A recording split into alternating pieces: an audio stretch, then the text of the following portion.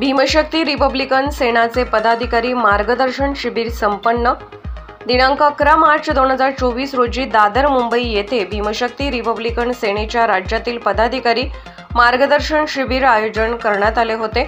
शिबिरात छत्रपती संभाजी महाराज यांच्या पुण्यतिथी निमित्त त्यांच्या पवित्र स्मृतीस विनम्र अभिवादन करण्यात आले। तसेच गुरुवारी दिनांक 21 मार्च 2024 रोजी दादर मुंबई येथे राज्याचे उपमुख्यमंत्री माननीय अजितदादा पवार साहेब यांच्या प्रमुख उपस्थितीत भीमशक्ती रिपब्लिकन सेनेचे पदाधिकारी व कार्यकर्त्यांचा राज्यव्यापी भव्य मेळावा आयोजित करण्यात आला।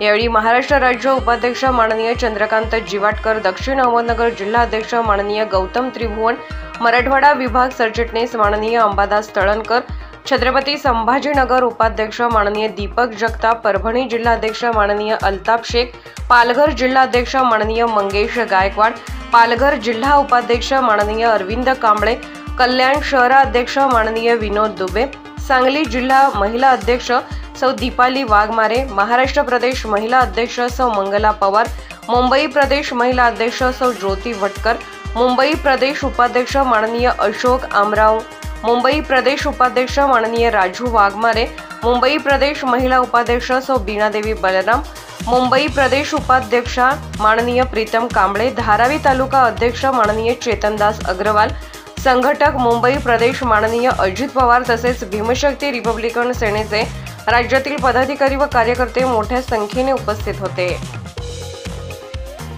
शिबिरासाठी हा मेळावा नाही आहे, हे शिबिर आहे। लोकांना असा प्रश्न पडेल की लोक कमी आहेत, लोक कमी नाहीत, लोक जास्तच आहेत। कारण व्यासपीठावर बसलेल्या एका माणसाच्या मागे 100-150 लोक आहेत।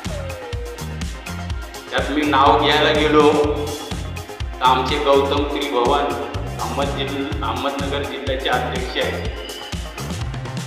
यांच्या पाठीमागे जवळ